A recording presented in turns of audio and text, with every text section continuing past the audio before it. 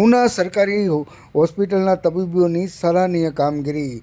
24 કલાકમાં 15 ડિલિવરીઓ ઉના સરકારી હોસ્પિટલમાં કરાવાઈ, જેમાંથી 5 ડિલિવરી સિઝેરિયન અને 10 નોર્મલ ડિલિવરી થઈ હતી। આ અંગેની જાણ ઉનાના સક્રિય ધારાસભ્ય કાળુભાઈ રાઠોડને થતાં તેઓ સરકારી હોસ્પિટલની મુલાકાત લીધી હતી અને સરકારી હોસ્પિટલની સરાહનીય કામગીરીને જોઈ ઉનાના ધારાસભ્ય કાળુભાઈ રાઠોડે તબીબોને, સ્ટાફને, નર્સિંગ સ્ટાફને શુભેચ્છાઓ પાઠવી હતી।